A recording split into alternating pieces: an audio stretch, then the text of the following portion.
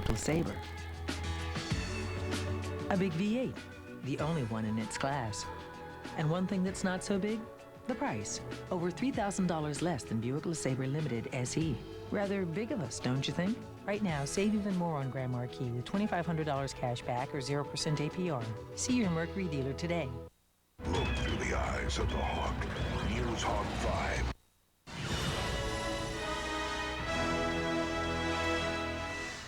CBS is proud to bring you this special presentation, 9/11. It is an historic eyewitness account from inside Ground Zero. This intimate portrayal of a life-and-death struggle for survival contains some strong language. 9/11 is presented by Nextel and will have limited interruptions. Good evening. I'm Tim Donahue, President and CEO of Nextel Communications. Welcome to this special presentation of 9/11. Tonight we'll see a remarkable film that captures the extraordinary bravery of the firefighters that fought desperately to save lives at the World Trade Center. At Nextel, we've had the privilege of working with police, firefighters, and other rescue workers at Ground Zero and the Pentagon. We've witnessed firsthand their courage and conviction. It is our hope that sharing this presentation with the rest of America will honor these heroes as we remember the many victims of this tragedy. And so we present the next 2 hours commercial-free, with only 3 short breaks that will allow all of us to reflect on the contributions of the millions of public safety professionals across America who dedicate their lives to our safety. On behalf of Nextel Communications, CBS, and the Uniformed Firefighters Association Scholarship Fund, we invite you to remember their courage, their bravery, and their heroism.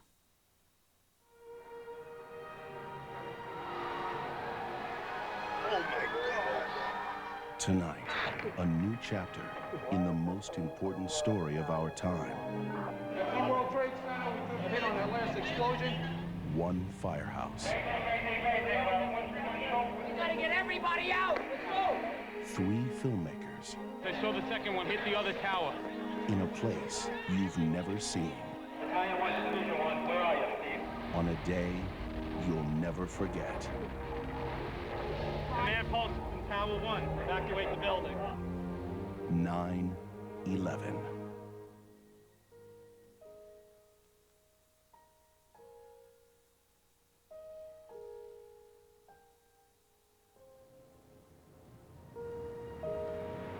Six months ago tomorrow, these streets of New York changed forever.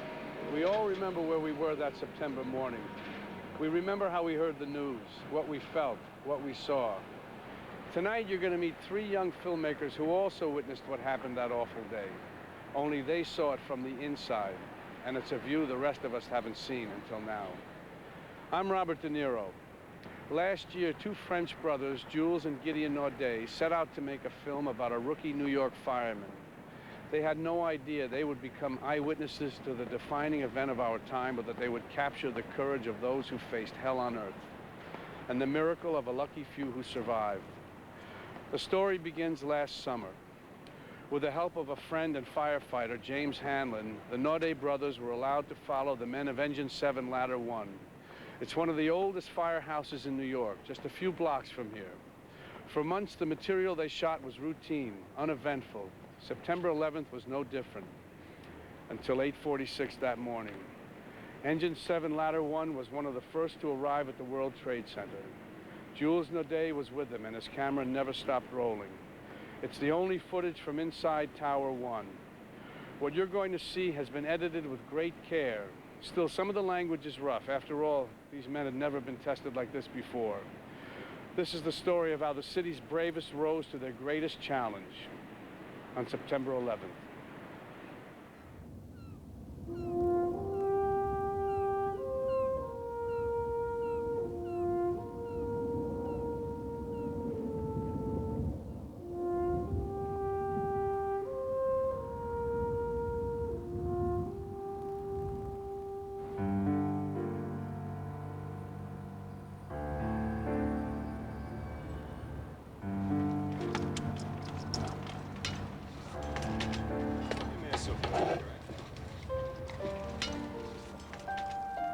When you work in a firehouse 7 blocks from the 2 tallest buildings in New York,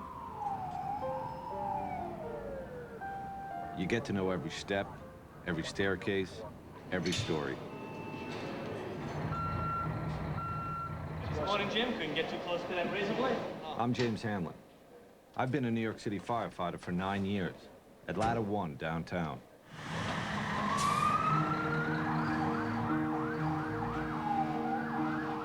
Last summer, the summer before 9/11, there were days we'd go to the Trade Center 5 times in a single shift. 10-4, we're gonna also send you some help. My point is, we knew those towers as well as anybody. But nobody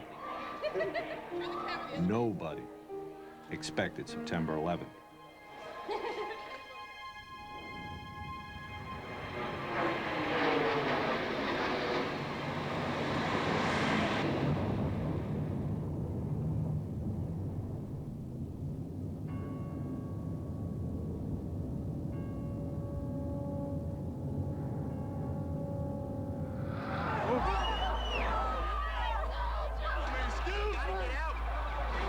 Go to the Trade Center.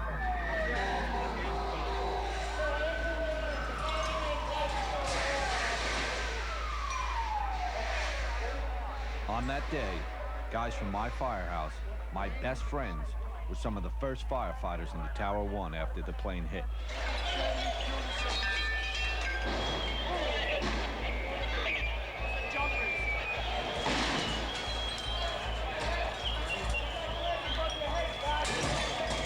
What they did that day, what everyone there did, was remarkable. Chief! And almost as remarkable, it was captured on videotape, inside the tower, beginning to end. And tonight, you'll see all of it.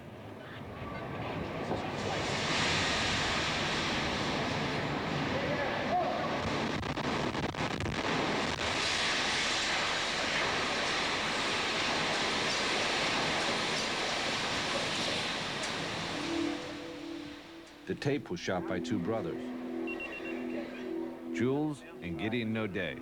Holy shit. They're documentary filmmakers and old friends of mine. I don't know. They always say there is always a witness for history. I guess that day we were chosen to be the witness.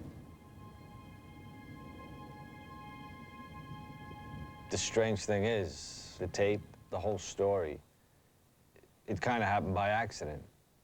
I mean, Jules and Gideon didn't mean to make a documentary about 9/11. We wanted to make a documentary about a firefighter. That's how the whole thing got started. 9, 10, 1, 2, 3. More to the point, the plan was to follow a rookie. On the job, we call them probies. The idea was to show how a kid, almost, become a man in 9 months, which is their probationary period, where they have to prove themselves. Let's go, guys. Hurry up. Get in the apartment. We teamed up, and by last June, the 3 of us were out at the fire academy shooting the training. Help! Help! And trying to decide which one of the 99 new probies Test. would be the perfect probie. My name's Paul Denver. John Carroll. Antonios Benetatos. Tony for short. I was a police officer. For a while, I was a pizza man, actually, an Irish pizza man in the Bronx. This is my first job. It sounds kind of cheesy, but I always kind of wanted to be a hero, and this is really the only thing you could do that you can do that. Immediately, we're like, okay, this is the kid. Let's go. We got Tony assigned to my firehouse, one of the biggest in the city. It's Ladder 1, plus a whole other company, Engine 7. I'm so glad I took this job. Can't beat it. You don't actually wear that. That's what it says. They are the greatest, incredible guys. They're guys who fought some of the worst fires you can imagine. What's up with that shirt? What's the matter? Soon, they'd face the unthinkable. Question was, would Tony be ready? I'm terrified. This is what I want to do, but it's scary. I just hope I can do everything that I'm supposed to do. You know, I'm still worried about how I'm going to actually react when there's fire flying over my head. Here goes. What's your first name? Tony.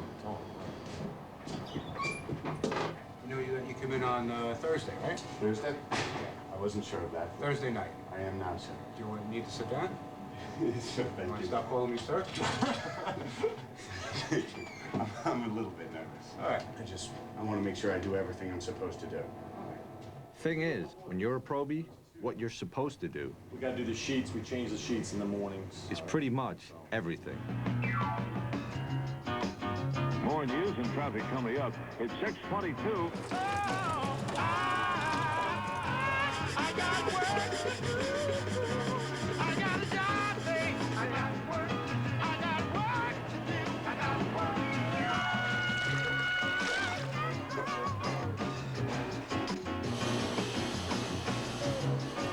Get all the wheels, then we start up top and we wash the rig down. You have an iron at home? Actually, I do not, sir. Probie in a lot of trouble? Take two? I think I'm doing decently. You know, I'm still waiting for a fire. That's all. I'm just waiting for a fire. And I think that'll, you know, make a pretty big difference. Engine, ladder.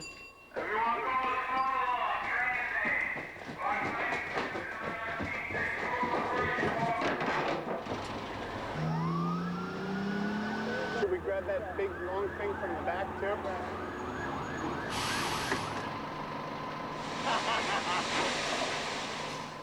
Thing is, guys say there's two kinds of probies.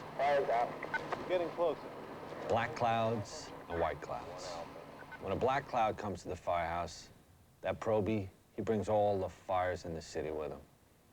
White cloud, just the opposite. No fires. Don't get me wrong, there were fires. Just not when Tony was on duty. The kid was one very white cloud. Tony was nervous, of course, terribly nervous. And as the days would pass, Tony, waiting for his first fire, wanted to prove to the other guys, and even more to himself, that he was going to be a real great fireman. Tony! The guys were not going to make it easy on him. No one was singling Tony out. We do it to every probie. We're gonna break your chops till you laugh about it. Right. Because that's how we do it. All We'll right. tease you to death until you start laughing. Right. No problem. You gotta love this stuff. No, I... Sooner or later, and you will. But before you can love it, you've got to learn it. Now, say you got up there now, got your helmet on, your bunker gear, and you got to get your mask on. How you gonna do that without letting go? I don't know. Hey, stop moving, guys. It's hot in here. Hurry up. Make a quick sweep. It's hot. Next time you do this, you're going to be more cautious. Right. You did fine. All I want you to do is learn to relax. Okay. Not bad. No. Not bad. And that handwriting's getting better already. Thank you. Heyday today, baby. Yes. Okay, thank you. For 2 weeks, I got $672.25. Oh, you gotta be kidding me. You couldn't even buy a six-pack with that. Holy crap. It's starting pay, you know? If I wanted to get rich, I would have become a lawyer. But I wanted something that I'd be able to live with for the rest of my life. This I can live with. A lot of the guys feel that way. You need to get up in the morning and look yourself in the mirror and say you're doing something with your life. Somebody's in there. Hit the door. You do your job, you risk your life to help people. And to be part of a family at the firehouse. Just making some onions and mushrooms for the steaks. How you doing, Jimbo, huh? You doing pretty good? Yeah? Here we go. Ah, this is a good song here.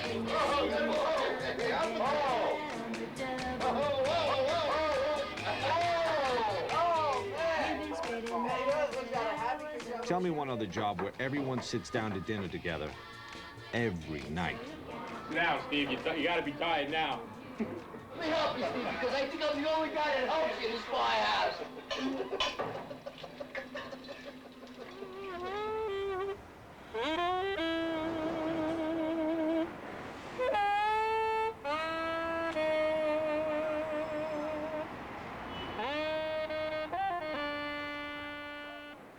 It's been 4 weeks, I think, 5 weeks, something like that. And I'm still no fire. But it'll come. Probably when I'm asleep and not ready for it. That's when it'll come. It's 2:30 in the morning, bro. You can sleep. You can. All right. Trust me. When the alarm goes off, they'll come and get you. Okay.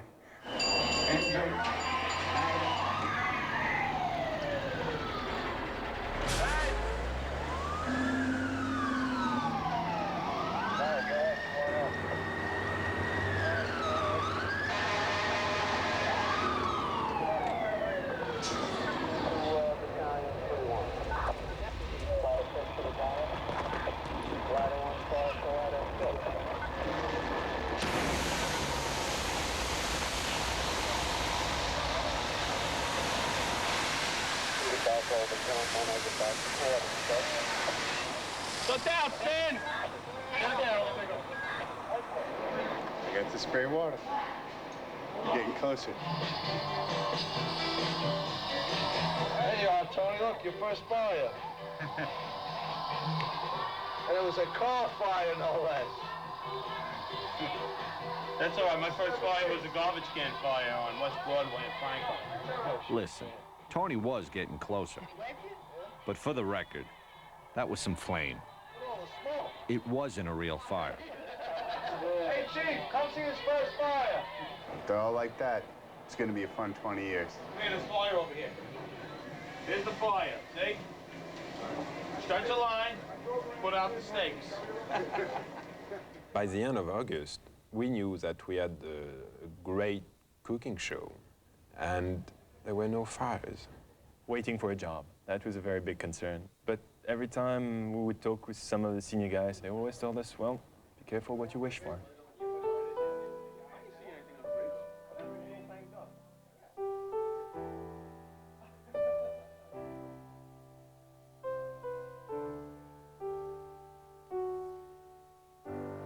Yesterday, a 27-year-old firefighter, Staten Island he was stationed, went to a job and he passed away.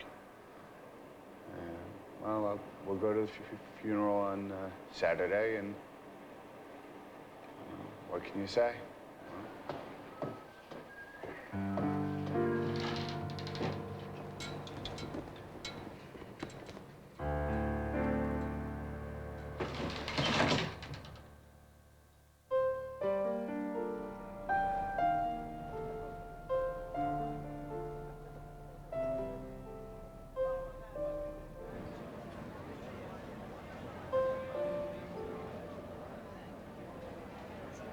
Detail. Hut.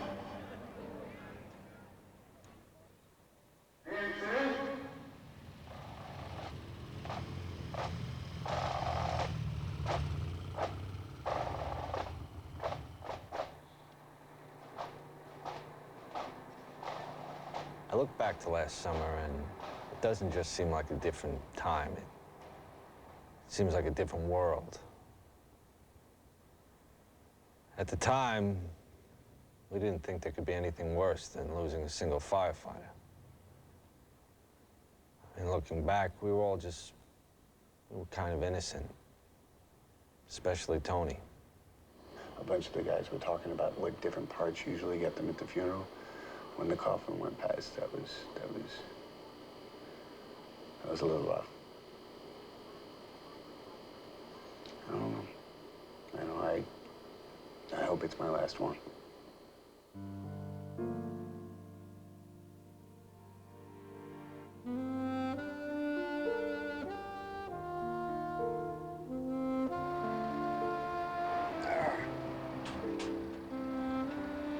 Go straight up right now.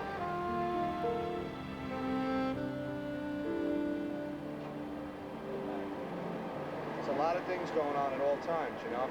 Shit's hitting the fan, the roof starts to collapse, you gotta get off. You know, you gotta really improvise. Right. You know what I mean? Right. Basically, you have to be on the top of your game. Right. You're not the OV. You're on the top of your game. This is not a joke, this job. You know? Right. It's a lot of things to think about, you know? And tunnel vision, focus, really, because that's what's going to keep you alive, and that's what's going to give you the opportunity to help anybody else. Right. You ready to go down?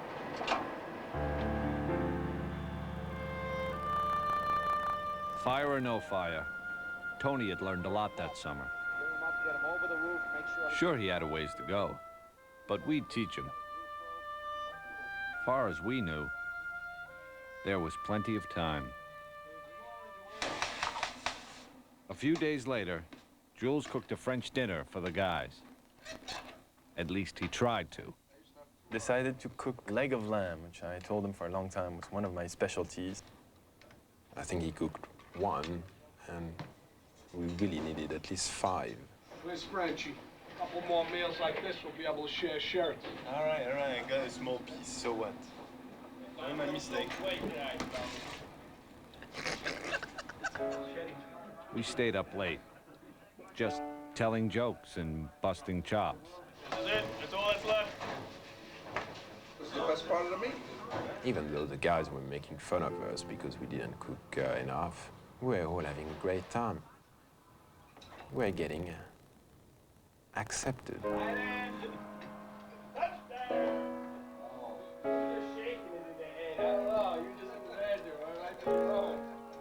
We all joked all night long. It was really a great night. Little did we know. It was the night of September 10th.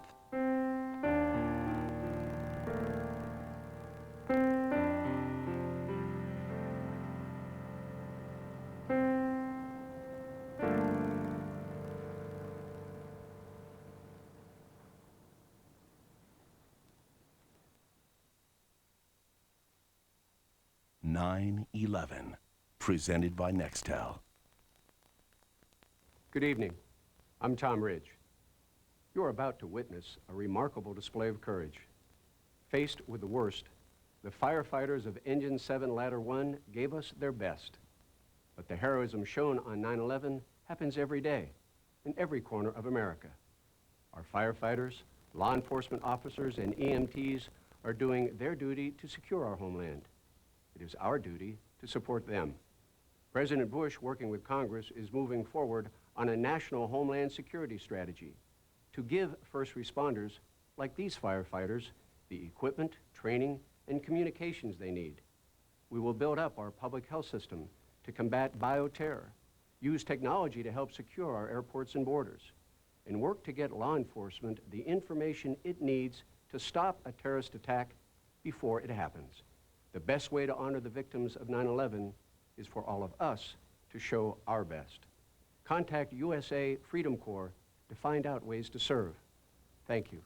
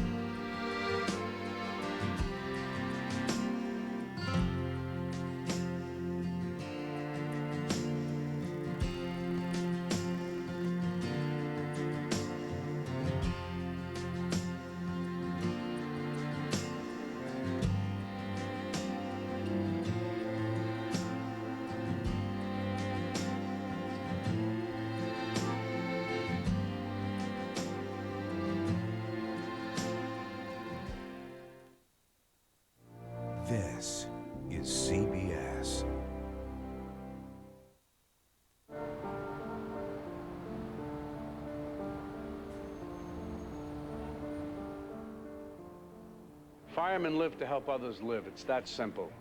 Every day they wait for the call. Every day that passes without that alarm is a blessing and a burden. They know it's only a matter of time until they'll have to put their lives on the line. So they wait and they wonder. For the men of Engine 7, Ladder 1, the waiting and the wondering had lasted all summer. By early September, the filmmakers had captured so much about life around the firehouse, except for one thing, a big fire. There's a superstition among firemen. When you go too long without any fire, be prepared. Something big is coming. What you're about to see is how brave men work under stress, surrounded by chaos. They trained all their lives for this moment, but nothing could have prepared them for what was about to happen.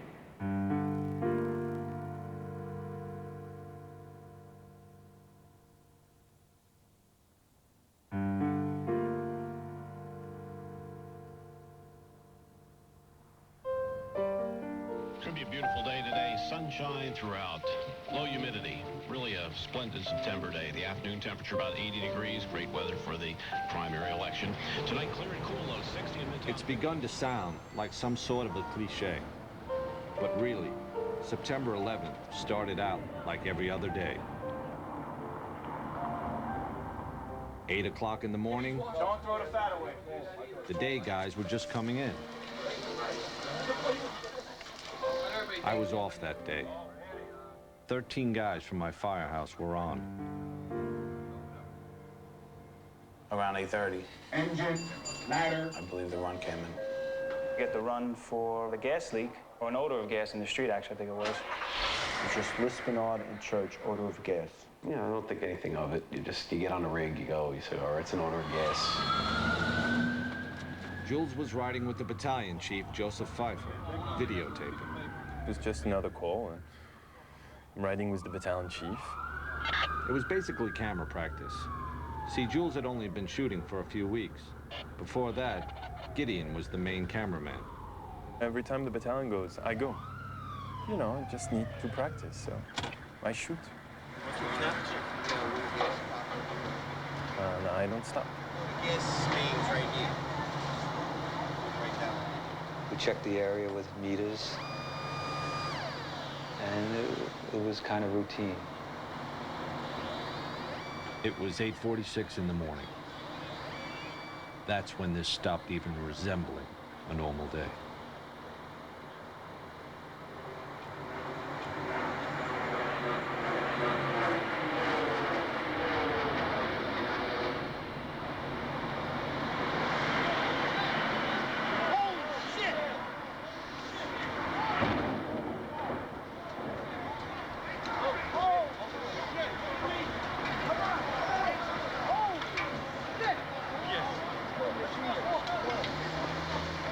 Right then and there, I knew that this was going to be the worst day of my life as a firefighter. Go to the trade center. Immediately, I knew this wasn't an accident. Oh my God. That looked like a direct attack. What? Chief Pfeiffer made the first official report. We have a number of floors on fire. It looked like the plane was aiming towards the building. Transmit a third alarm. We'll have the staging area at Vesey and West Street. It was probably a 2-minute ride, but it seemed like it was forever because there was a lot of things going through your head. Everyone who was passing was looking up. It's like the world just stopped. We are just currently getting a look at the World Trade Center. We have something that has happened here. Flame and an awful lot of smoke from one of the towers. Whatever has occurred has just occurred within minutes, and we are trying to determine exactly what that is. You want me, Chief? You want me right in there? Go to right front? As we swung around in front of World Trade, my mind tells me, wow, this is bad. What do we do? Like, what do we do for this?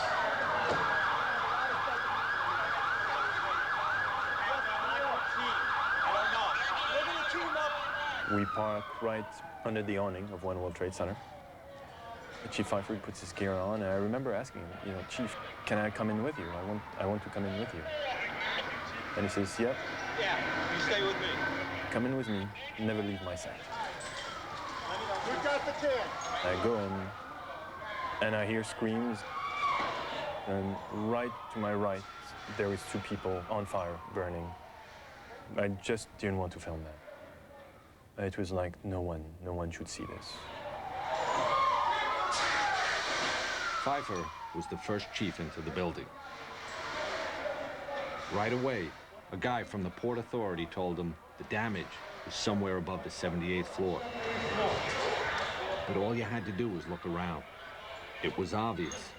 Something had happened right there in the lobby. You just saw that all the windows were blown out. The lobby looked like the plane hit the lobby. Later, they'd figure out that flaming jet fuel had shot straight down the elevator shaft. All of this damage was done already. People was all over the place.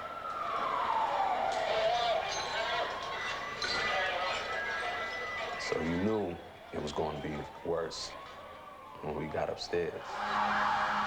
Flames are shooting out. Smoke is pouring out. I want you to get an engine and team up. Get an offside line. Walk to 7. Okay, I want you to go putting higher than 70. What's going on? 78. My main concern was we had 20 floors of people above. And we had to figure out a way to get them out.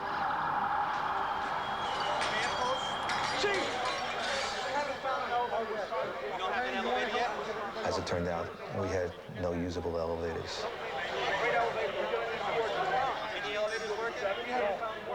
With the elevators out, there was only one way to get up there. Walk. Companies come in, you see them with a concerned look on their face, and they're sent up.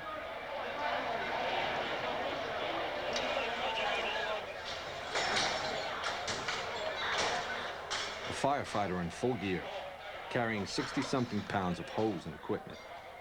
Takes about a minute to climb one flight of stairs. These guys were looking at 80 stories just to get there. Then they'd start working. I felt the mood that we were going to put the fire out. Everyone seemed to be confident. I know I was. You basically looked at it and said, okay, we got 10, 20 stories of fire. We'll deal with it. We'll get up there.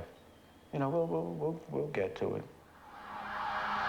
There are fire crews just screaming into this area from every conceivable direction. By this time, some of the top chiefs in the department had joined Chief Pfeiffer, running the command post, sending guys upstairs. Every time I looked around, it was new faces. Some that I recognized. I had seen Chief Pronti, great guy, white hair, mustache, the perfect grandfather that you'd like to have. Remember seeing Lieutenant Fody, who was working with 9 engine. Said hello and then started going up. Another of the men who went up was Lieutenant Kevin Pfeiffer. He was in charge of Engine 33, and he was the chief's brother. I just remember we both looked at each other, said a few words, but it was more the look with a real concern that this was going to be something tough. It's going to be a tough job. It's going to be a long job. They'll put it out. That's what they do. The last time Jules had seen his brother was an hour ago, at the firehouse. Far as Jules knew, Gideon had followed Tony, the probie, into the tower. When we had left for the odor of gas in the street, for me, it was in the engine. And then when we arrived to the trade center, he went up immediately with the guys. So for me, my brother is going up the stairs. It turns out, Gideon was with Tony. Engine 7, ladder 1. This is firefighter Benetados. But Tony was still at the firehouse. Yeah. No, I was off duty. And now he'd been ordered to stay there. Everybody's been recalled. All available units must come back to the firehouse. While Tony tried to keep up with the phones, this is firefighter Benetados. Gideon took his camera and started walking down towards the Trade Center. He was sure his brother was inside, and he wanted to get to him. I remember slowly walking down to the World Trade Center. What really stuck in my mind is passing by the people and filming them and filming their astonishment. And the eyes saying, this is not happening.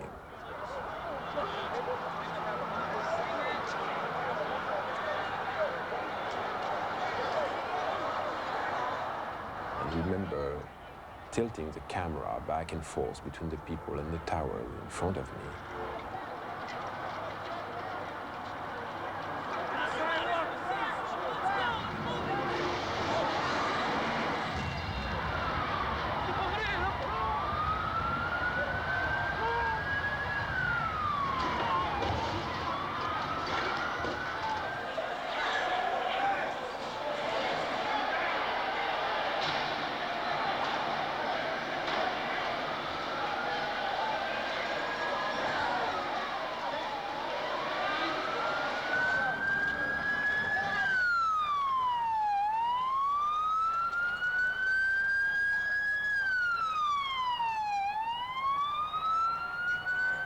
Both towers of the World Trade Center have been hit by aircraft. Both are in flames. There is black smoke coming from both of the towers. It's a horrific scene here. There's debris flying through the air. Mayday. There were two planes. I saw the second one hit. It hit the other tower. All we knew was that a second plane hit, and we had a lot of people trapped. Stay together. Stay together. You know what's going on. We're just going to have to walk one way to go. Second plane is motherfucking. Now the Chiefs would have to set up a whole other operation over in Tower 2. I'm going to send him up. I can go chief up there.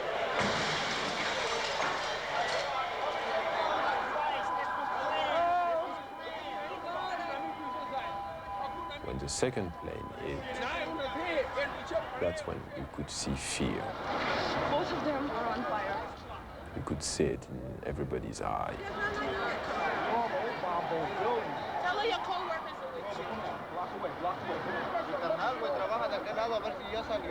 There were people from all over the world in these streets. Different colors, different languages. On those few blocks between the firehouse and the World Trade Center, the entire world was there. So two aircraft. The first one on one World Trade Center. The second one just happened. And they were all looking at the same thing and talking about the same thing and reacting the same way. Is it a plane or a bomb? You saw a plane going? A plane went straight into the building, right there into the side. Plane? Yes. How big is the plane? Yeah. That was a direct hit. Huge one. There were two planes? Yeah. There's two. One in each building. Yeah, I saw the last one. We heard boom in the whole. What are those people going to do? On the second one? All the elevators are blocked out. Yeah. Well, the staircases must still be, right?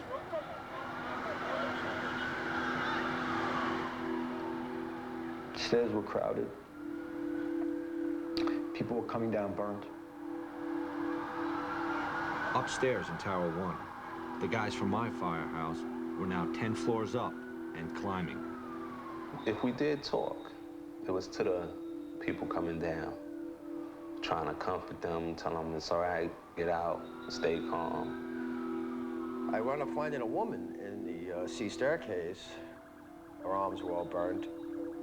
She was just sitting there, basically in shock. So I picked her up under her arms, and I put her in with a group of guys, and I asked the group of guys to, you know, take it down. I knew we had to get up to help people. We had to get up there. People pretty much said, why are y'all going up there? Get out.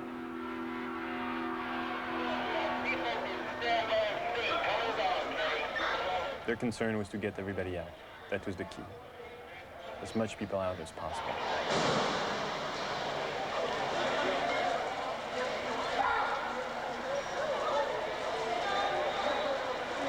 Most of the people in Tower 1 came out on the mezzanine above the lobby. Then they'd get out through another building. All right, I want to use the lobby of 7 as a triage. The chiefs didn't want anyone going through the lobby doors. First, it was because debris was falling outside. Then, it was people falling. You don't see it, but you know where it is. What's that? And you know that every time you hear that crashing sound, it's a life, which is extinguished. It's not something you could get used to. And the sound was so loud.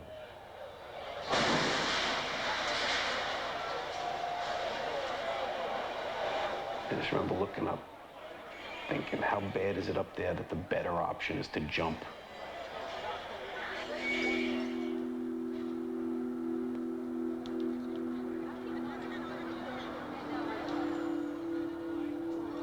The FBI is now investigating reports of a plane hijacking before these crashes we're telling you about at the World Trade Center towers this morning. Pieces of the building and the planes actually landed blocks away. Gideon was walking with his camera when he found a chunk of the plane engine that had crashed completely through Tower 2. Don't be kicking stuff over here. This is evidence.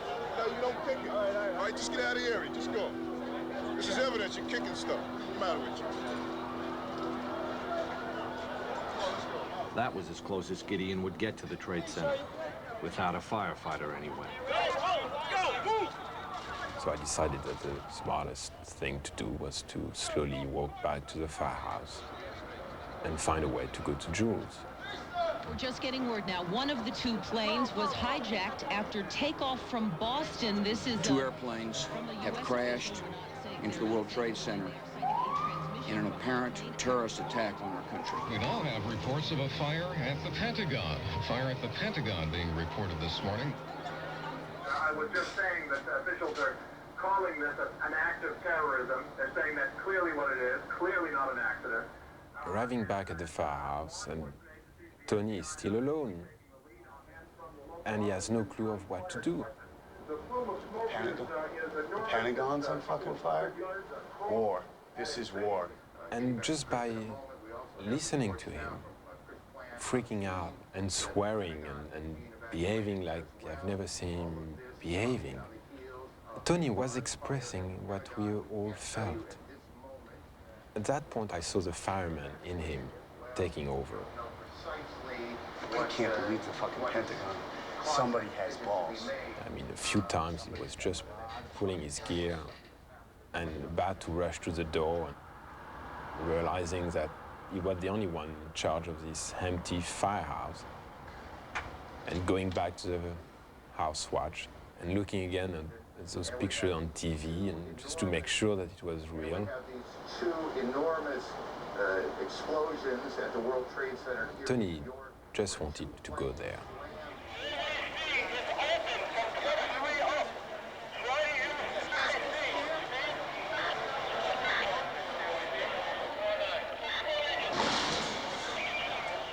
In the lobby, the chiefs were trying to run the largest rescue operation any of them had ever seen. With next to no information coming in from outside. You got a phone that's working? I think the entire world knew more than we did. Everybody had seen the attacks. Everybody had seen the tower burning. New York, un avion s'est encastré dans une des deux Had seen the Pentagon. For us, we didn't have a clue of what was going on outside our lobby.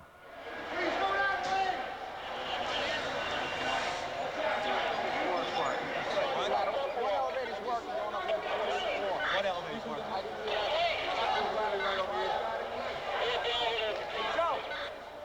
just like a beehive, that place. Everybody's working on the phone, everybody's working on the radio. Everybody's getting information, sending guys up, getting reports.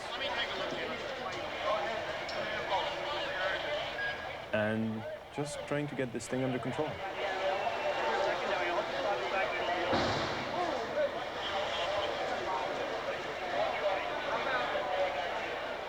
At one point, there was even a rumor. A third plane was heading in. You got to remember, at that moment, anything seemed possible. Other than NYPD, Port Authority, police, and the military. And I need that done now. Another fucking plane. Strategy is to get as many people out of the fucking building, let it burn up. We ain't letting this shit. We got a lot of people with us, especially we gotta get these people out. That's the priority. On top of everything else, just talking to the guys in the stairwells was tough. Fort Davis to Battalion 7.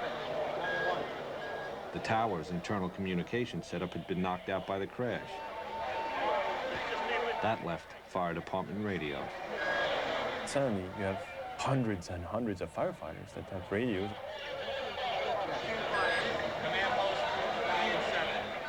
It seems to become more and more difficult.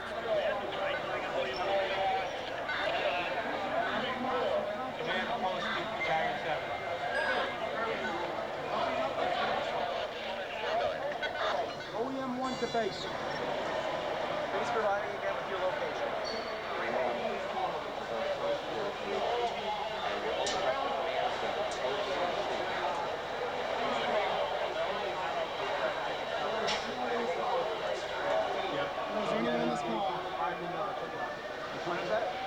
Is there anyone in this car?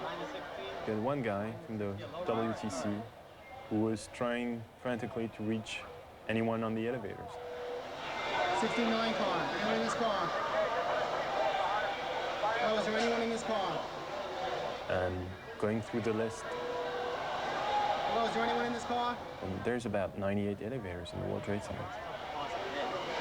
70's no name on it. Is there any kind of recall capability for fire Can't speak. department? Trying to evaluate which one's good and which aren't. In the middle of all this, suddenly an elevator opens up.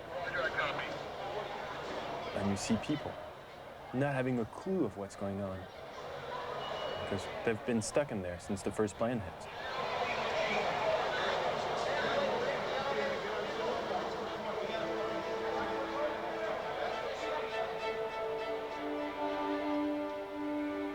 I was seeing the look on the firefighters.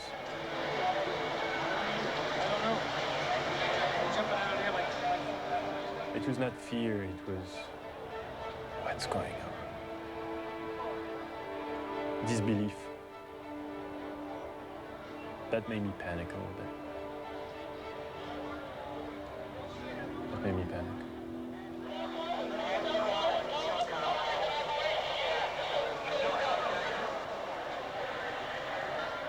It was the first time I had seen Father Judge, the chaplain, as he's called. He was in the lobby with us, and I could tell that he was praying. You know, Father Judd, he would at least make eye contact with you and kind of give you a reassuring look. That wasn't occurring, almost like he knew that this was not good.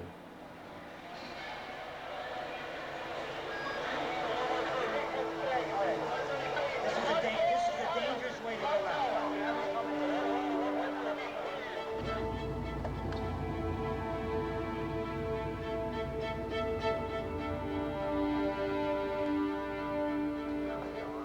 Back at the firehouse, What's up? off-duty guys were starting to show up. You know, Pony, we're just waiting right now. What's that? We're just waiting right now. Tony was, he just had one thing in his mind, This is bad. to go there, and he couldn't. 2 swift alarms right away. And that's when Chief Burns arrived. I need a cup of coffee. Larry Burns joined the fire department in 1957, retired a battalion chief 3 years ago. I couldn't wait. I had to get down there. Because you know what? They're my firefighters. It's my building. It's my city. Leave your gear all together, get a flashlight, and a bottle of water. Okay. Tell the probie, get your gear, let's go. I remember Tony asking me to bring him some gloves, medical gloves. Grab a box of gloves. Go grab a box of gloves. And by the time I found them and rushed back, they were gone. The probie and the retired chief were lost in the crowd, headed down to the Trade Center. I think at that point, the lobby was pretty empty. There were just a few of us in the lobby, and we were discussing tactics. This is Tower 1. This is Tower 1. Put a big 1 here. Some of the outlying companies didn't know what Tower 1 was and Tower 2. So we were just trying to help them out by writing it on the desk to make it obvious to people. It was just before 10 o'clock. A little over an hour since the first plane hit. Firefighters from all over the city were inside those towers. Hundreds of them. I remember I'm filming Chief Pfeiffer, and he's on the radio.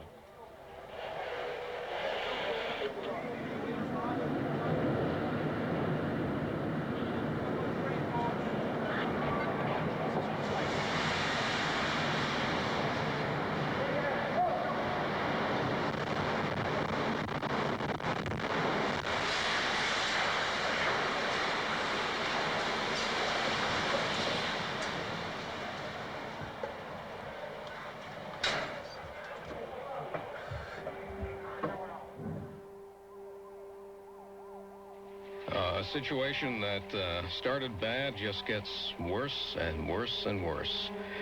The World Trade Center, South Tower, which was hit by a plane and racked by an explosion approximately an hour ago, has totally collapsed. What happened?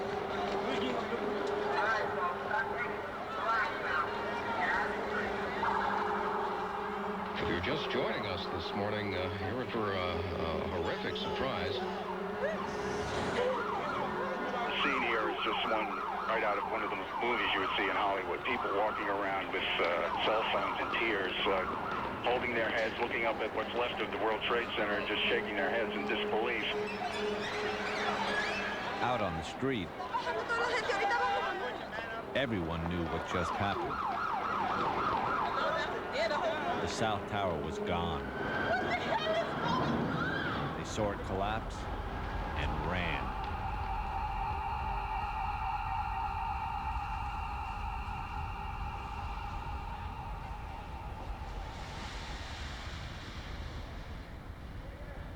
I waited.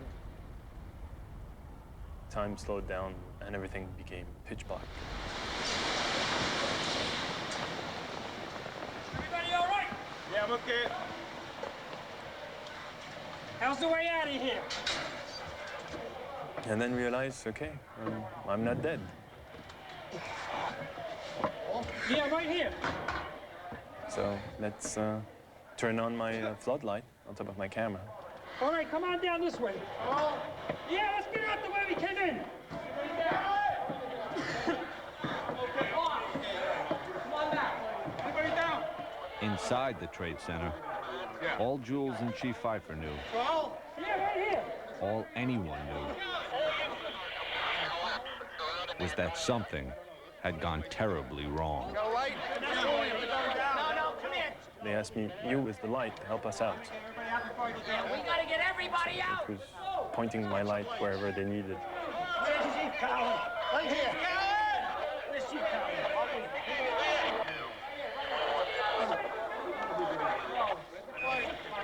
I remember seeing Chief Pfeiffer.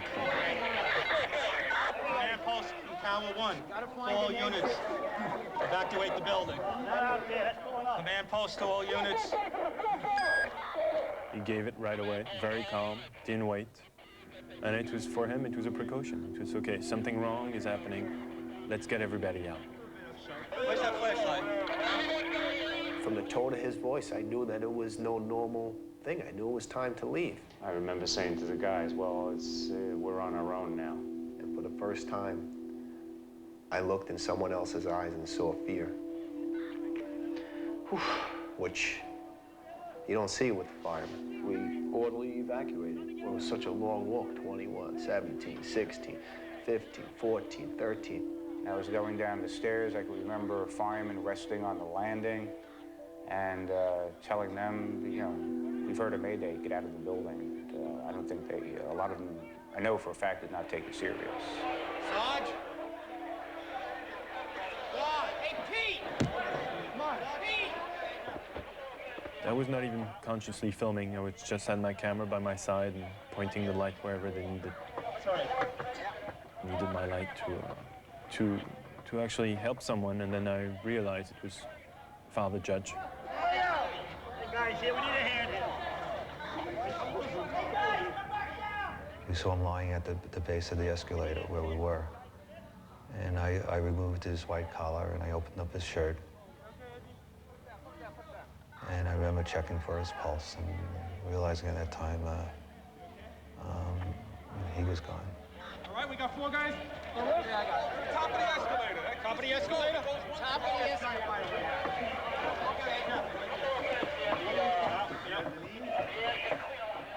After that, we had to figure out how to get out of where we were.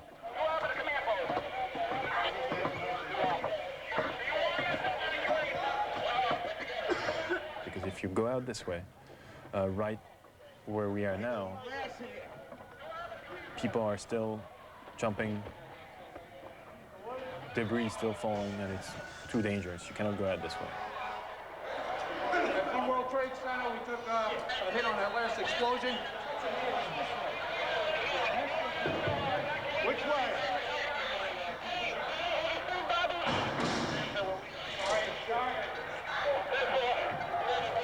Get out here? Going out this way, too?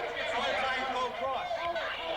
Chief Pfeiffer tells the people carrying Father Judge, okay, stay here. Which way? I told them that I'll be back and wait here and I'll see if the bridge is still here. Chief Pfeiffer went to check one of the footbridges leading out of the Trade Center. If it was still standing, it'd be their best way out. What are we gonna do? Oh, there's no way to get home.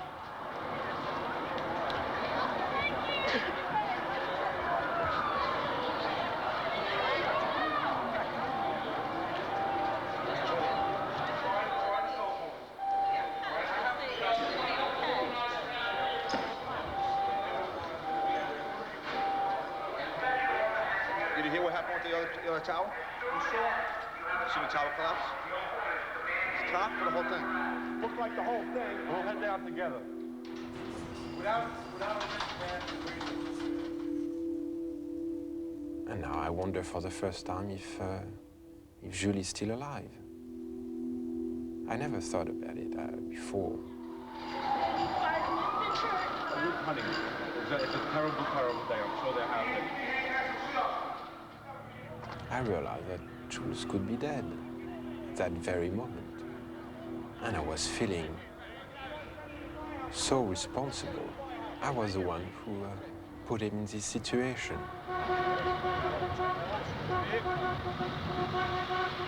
I had to find Jules.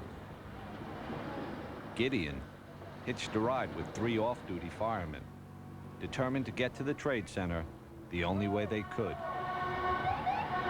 in a pickup truck.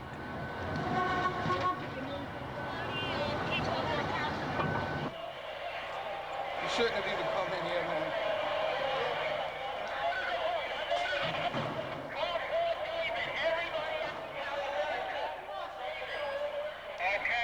Battalion 1 to Division 1. We walk and we walk and we walk. And there are maydays being given, and we start to figure out, okay, it's much be worse than we think, because you cannot have that many maydays and all that dust and that noise.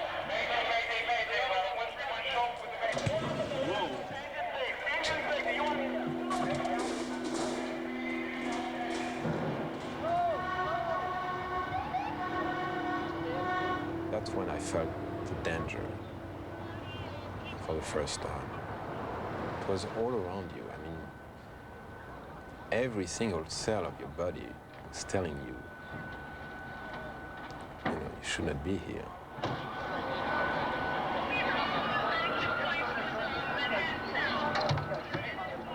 The scenery was radically different. I mean, it was this white powder everywhere.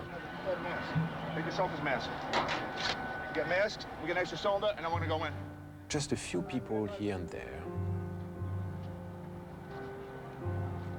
And this kind of silence.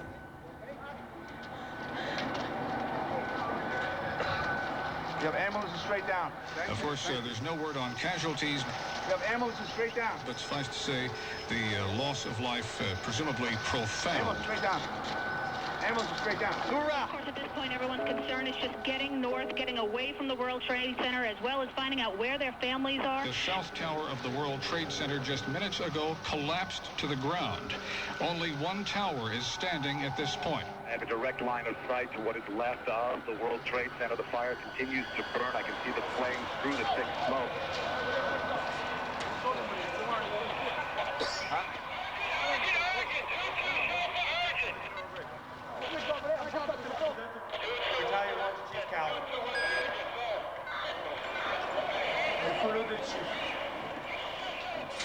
By this time, Chief Pfeiffer had found a safe exit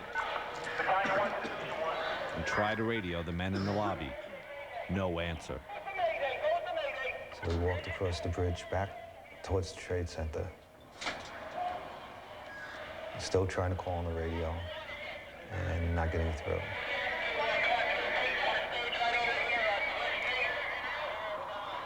The guys that we had left there, they're not there anymore.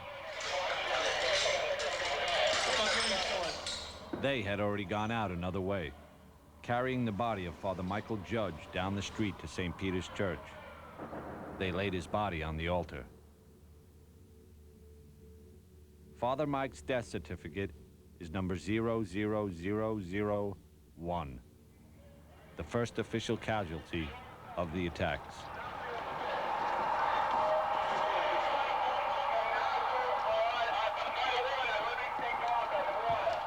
The chief, his aide Eddie Fahey, and Jules walked outside, underneath the footbridge they just crossed, and into a scene that none of them could even comprehend. And there's debris everywhere. There's dust covering the entire place.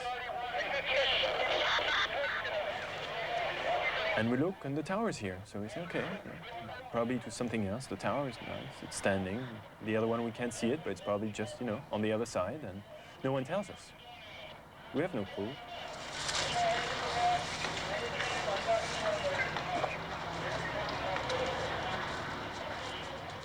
So we walk north.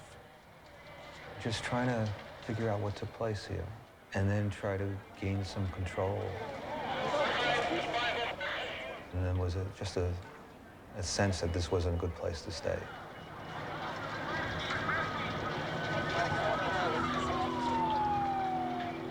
Chief Pfeiffer's priority was to set up a new command post and find his men.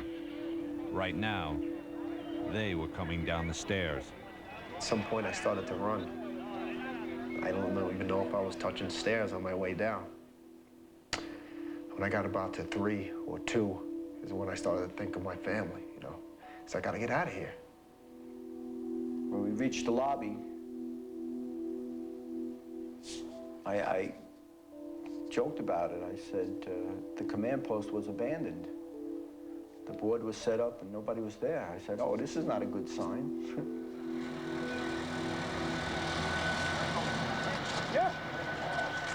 I knew there was nothing I could really do. I mean, I was not a fireman. I had absolutely no medical expertise at all.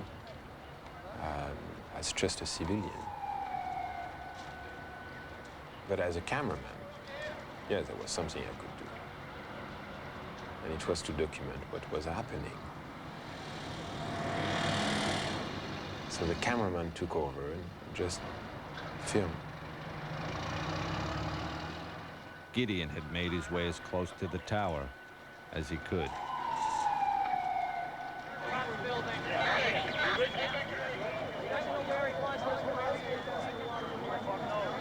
Strange enough, the only thing that was my preoccupation was to clean my lens.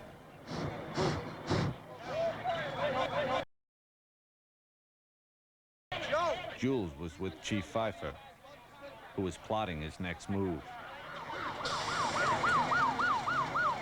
The firefighters from my house had reached the lobby and scattered.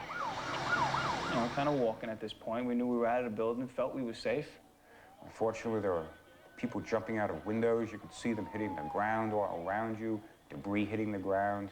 Get yourself accounted for with Chief Corey down at staging. Let's move. Come on, all position. Basically, everybody was standing right in the shadow of Tower 1. It was 10:28 in the morning. And this huge roar.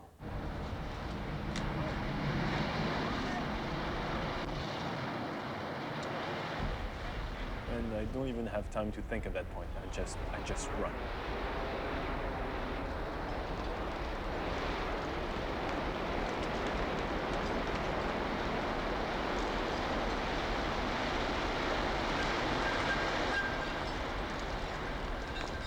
Then I feel someone jumping on top of me, and then the dust.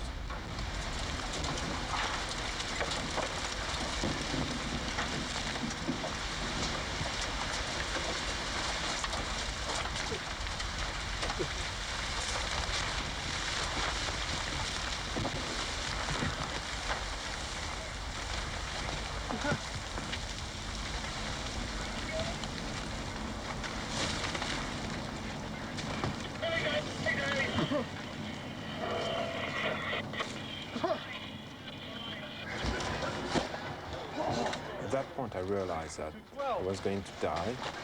We need help. And the only thing I could think about was Jules.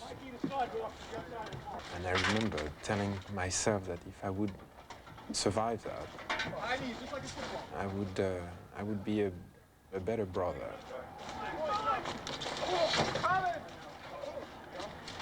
Let's go before the car blow up. This way. And it's dead silence. It's nothing. No radio calls, no sound, nothing.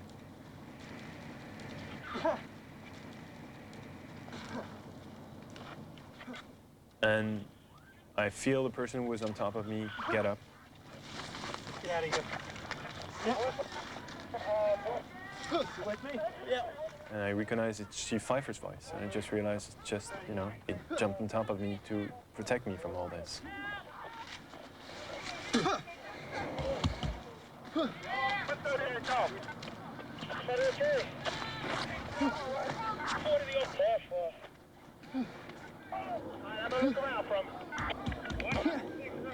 Chief Pfeiffer said, okay, let's go now. And we get up. The dust starts to clear because the wind was blowing in the opposite direction.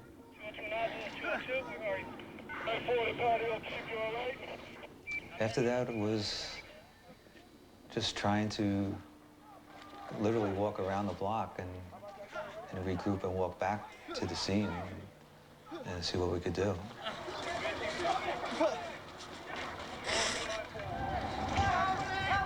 No. Close in! Do you have some water, something to drink? Thanks. Open your mouth, because I need the water too. Thanks.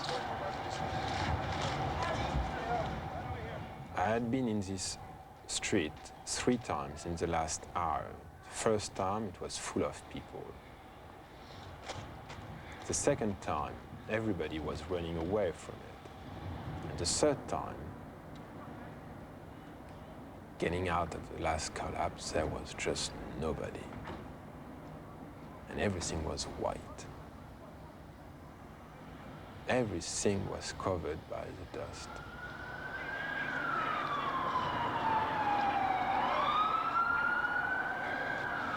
Holy shit. It was the most surreal scene I have ever seen. I cannot describe what took place. It is a scene just not to be believed. The smoke's still billowing. What we do have is a lockdown. You can't get in, you can't get out, you can't go up, you can't go down.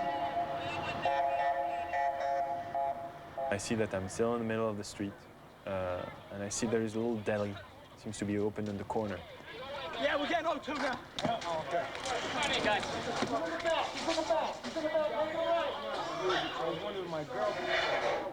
A lot of people injured. Firefighters, bloody nose, things like that.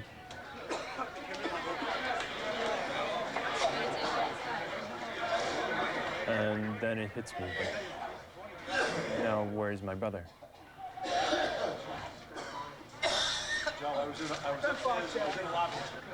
Go back here. I start realizing that I've probably lost my brother.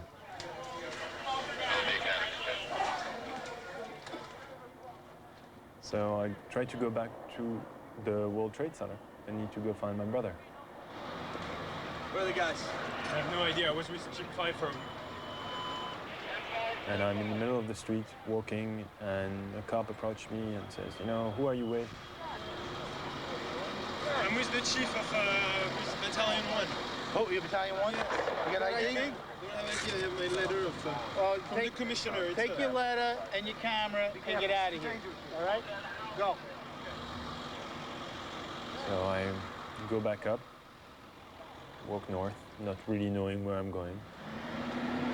Police department? No, they're making a documentary on the fire department. Come on, this ain't fucking Disneyland. Let's go. And after a while, I said, you know, there's nothing I can do here.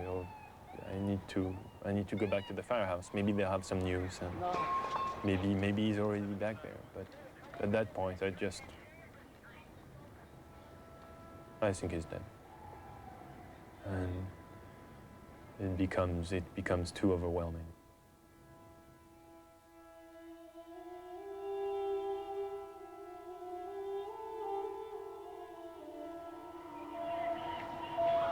Walking back to the firehouse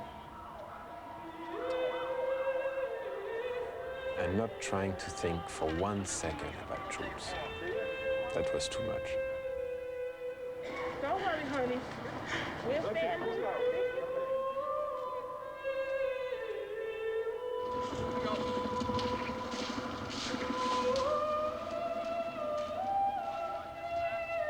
Everyone's asking me, what happened? What happened? I said, hell. Hell is what happened.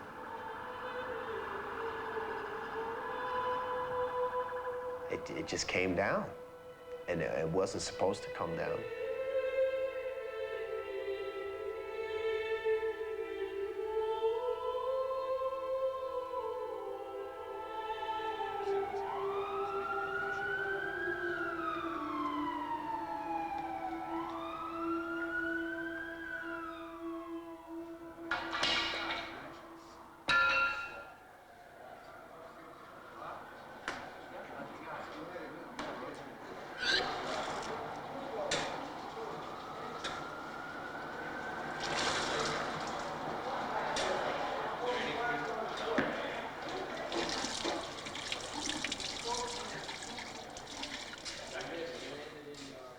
It's not easy being a survivor.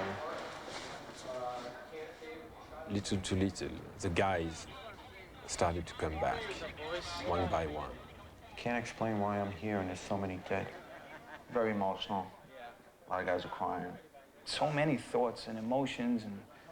The way we lucked out, we were in 1. 2 fell first, and then they told us to get out. 2 fell first? 2 fell first. I can't figure this out. 1 didn't fall first. That's why they were getting us out. We got to call our loved ones, tell them we were okay. It was fucking sick. But we just got out. We just got out. I got up 2 blocks, and I'm like, I'm still not far enough. I got to run with this thing. You know, you just needed to be with the guys, you know. I couldn't get back in. They wouldn't let me off. I was never so glad to see firemen in my life. It was a great thing to know that people were surviving this. I thought you guys were dead. Not the only one. I thought I was dead. That's rough, boss. That's rough. That was the scariest thing when I came out. It's like, oh my God, am I glad to see you. We were the lucky ones. I don't think it's luck. I mean, it's a miracle that we're here. Miracle isn't a word you hear much from firefighters, especially not on that day. But what else could you call it? One guy after another was making it back. Safe. Down here looking. I got thrown into 2 ambulances. We bolted, we ran. I can't believe we all made it out. How did we make it out of that building? 30 seconds, another 2 flights higher. Again, the cameraman would just film them coming back and asking them if they had seen Jules. And nobody could answer this question. What's happening, brother? What's up? It was extremely frustrating and annoying. One guy from the firehouse came to me and I asked him, you know, have you seen Jules? I mean, do you know where he is? And he looked at me and he said, yes, he's behind you. And I turned over and Jules was there in the firehouse. I didn't even see him coming in. And it was like meeting for the first time.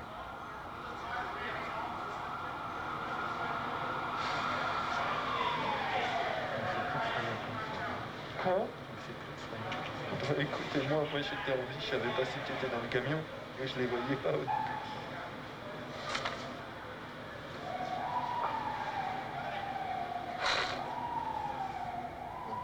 I asked Jules if he's all right. He tells me yes.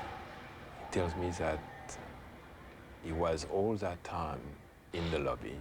I tell him, I know now what it's like to think you're going to die. And then I tell him, I got the first plane and I filmed, and do you have enough tape? Unbelievable. Unbelievable. All right, you okay? Yeah. Yeah, close? Under. Yeah, okay, good. All right, good, you're all right. And it definitely was a miracle, you know? Oh, fuck, man. We're worried about you. You don't know what happened to you guys. Oh, God. Everybody's all right. Everybody's accounted for. Right here. You got everybody? Right here. Everybody's accounted for? Everybody come back one by one to the firehouse, You all right? What's up, Patty? except one. Did you see Tony over there, Benetados? Tony. Yeah, that's what I heard. Here we were, all accounted for, except for Tony. Everybody was wondering about Tony.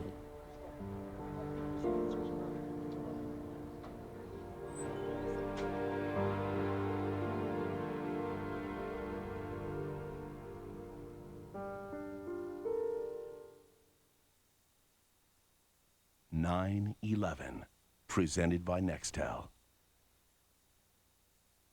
Hi, my name is Steve Buscemi. Before becoming an actor, I had the privilege of working alongside many heroes when I was a New York City firefighter for 4 years. A scholarship fund has been established for the families of New York City firefighters. Your gift can help shape the future of children, many of whom have suffered the tragic loss of their fathers. So please join me in making a contribution to the Firefighter Scholarship Fund. And the next time you see a firefighter, police officer, or EMT, please thank them for their service to us all.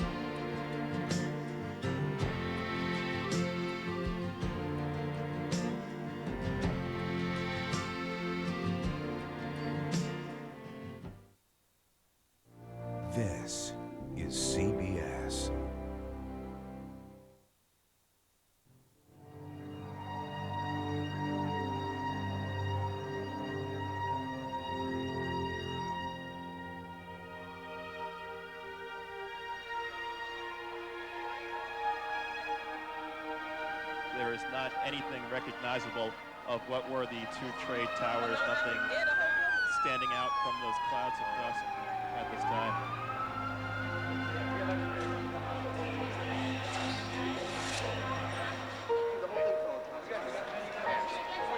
You guys were in the building? Yeah.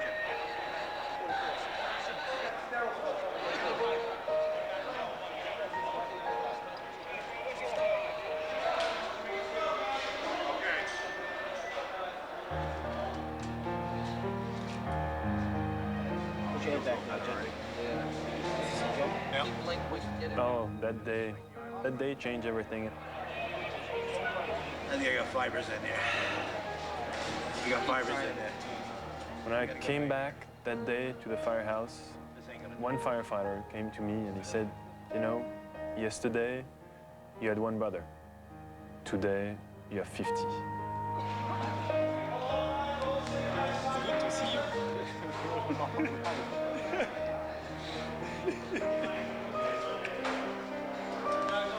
It's hard to even describe the emotions in the firehouse that day.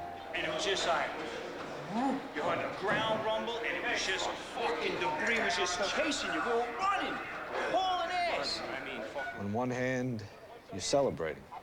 Very frightful day, man. Very happy to be here. Somehow the guys from our house, they got out. Come in the engine. We lost so much in that 2-hour period. You all right? And we felt like we got the hell kicked out of us. Shot, I don't know what to do, man. Go back down there or what? Fucking get shot.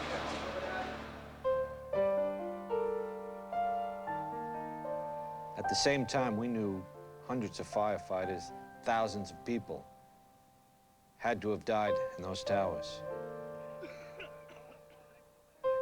And every hour that passed, we were more certain Tony Benetatos was one of them. Hey guys, Deputy Chief Hill called. 1st Division, he doesn't want anybody else down here right now. Everybody was wondering about Tony. James just put his gear and went by himself to look for Tony. I'd come in from home, and yeah, we were ordered to stay at the firehouse. But after 6 hours, somebody had to go and look for this kid.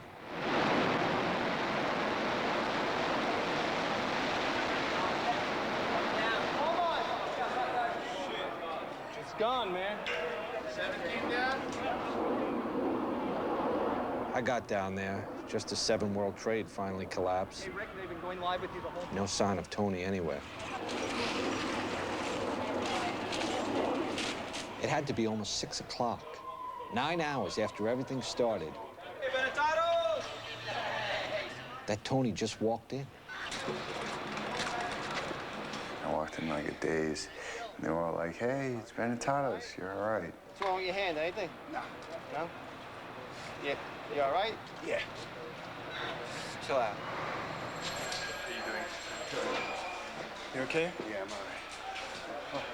What happened on your end? I was in the building. Were you? Is everyone from the house? Everyone? And I just asked, did everyone get back? And they were like, yeah. That felt pretty good. You motherfuckers, man. I was so sure you dudes were dead. I'm fucking digging through shit. And you fuckers are chilling here eating oranges? And I'm roaming around looking for you. The last one that went out there came back, and we were all okay. I left here right after the first collapse. Turns out, Tony had been with Larry Burns the whole time, the probie and the retired chief. They were right there when Tower 1 came down. I checked all the rigs. There were rigs crushed, paramedic trucks covered with rubble, flipped, fires burning everywhere, huge fires. That whole day, I just searched through rubble, lifting things up, checking underneath. It was hard for him. It was very hard for him. He's only been a firefighter for, a couple of months. But he proved himself that day to all the guys, yeah.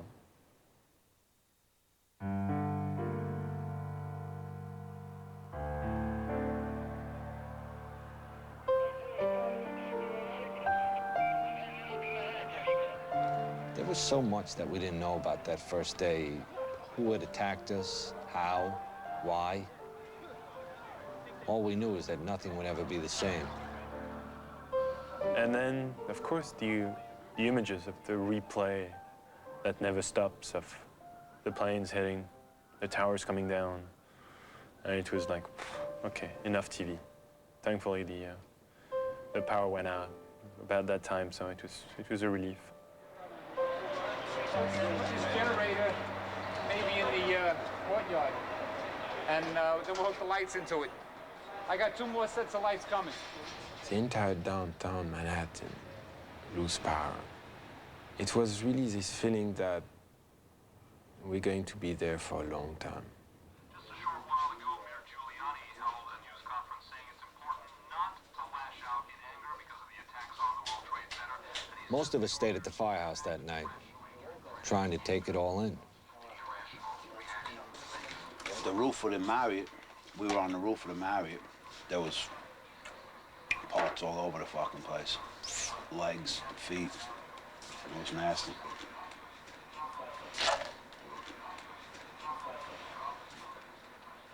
You all right? Yeah, I'm all right. One of the things that sticks with me more than everything I saw is I sat down next to Ted. He looked real bad.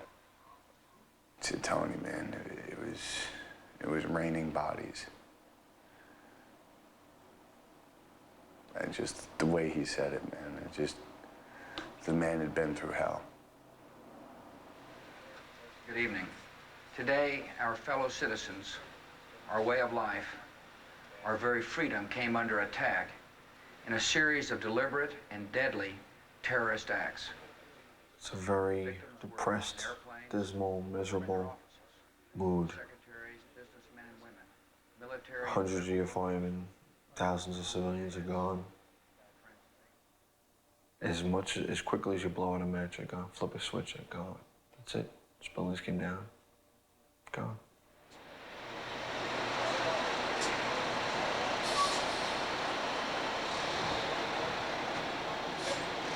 See them? It's hard to believe they're not there. They're not there.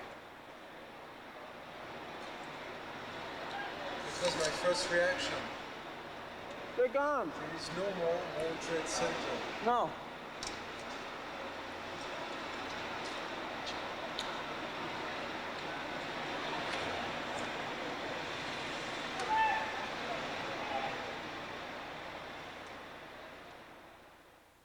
It did happen, right?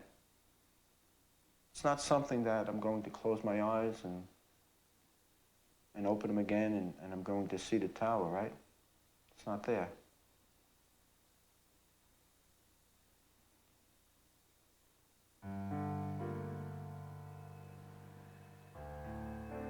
You know, and the only thing you have really, and the only thing that really kept it all together was us as a group, as a body, as a firehouse. Around midnight, we sent Tony up to lower the flag to half-mast. Again.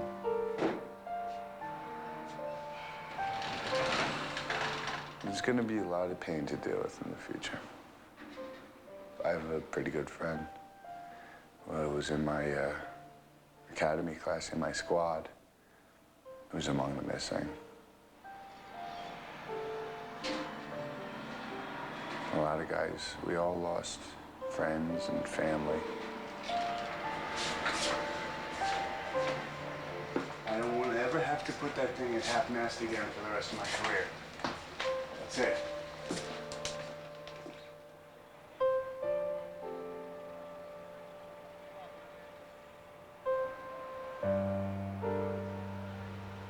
Until the recall ends, it's 24 on, 24 off, 24 on, 24 off. We got word that we'd start digging in the morning. Some of the guys with wives and kids went home, just for a few hours. They knew it might be days before they'd see their families again.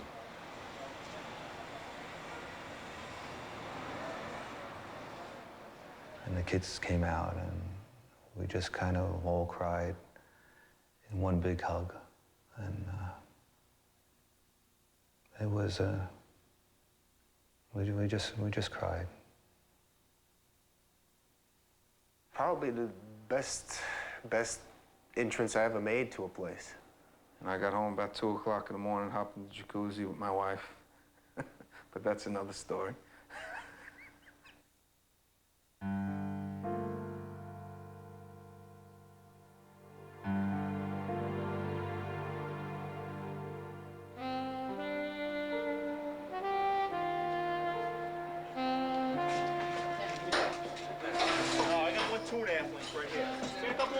What's up, old line? Hey, just want to climb up there. Keep the 3.5 in the middle so we can... Came back to the firehouse the next day. I couldn't wait to get back, actually, because I wanted to get down there. I figured, well, we're going to have plenty of people that are going to be trapped, for sure. We're going to get them out. We always do.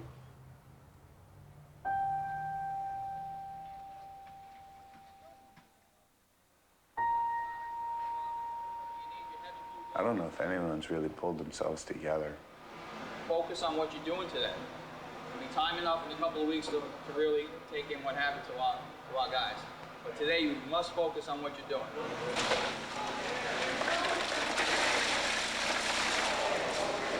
Go in teams of 2. One guy falls through a hole, you're gonna have a guy there that knows you fell in that hole. I'm gonna take a ride. We're all alive. That's more than we could have possibly hoped for. So our job now is to go and do whatever needs to be done, and do it as much and as hard as we can for as long as they'll let us. Some of the guys took a city bus down to what the media was already calling Ground Zero. You guys got extra surgical gloves? You guys didn't put them in your pockets. Some firemen called it the pile. For us, it was still the Trade Center, even if it was gone. Hey guys, if you hear 3 horns, that means something might be coming down. So keep your eyes open when you're walking around down there.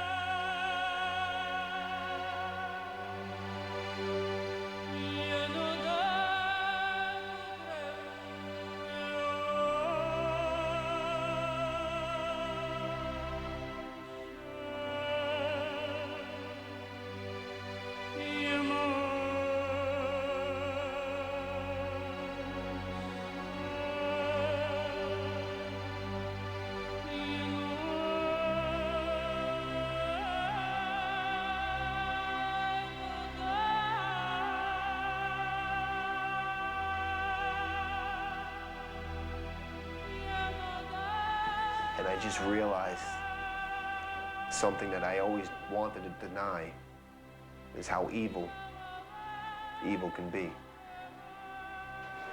I need 5 firefighters, 19 and 12. And we went down there and formed up companies, 5-man and an officer. Go, let's go. We went to work right away, trying to look for survivors. Try and get some buckets back here. Buckets! Guys were digging fast, passing those buckets quick. Digging frantically. Bucket, empty bucket. Hey, watch your back, guys.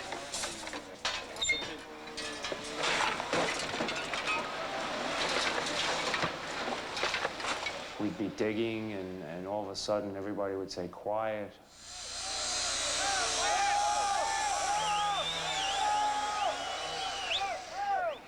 And the whole place would get quiet, and people would look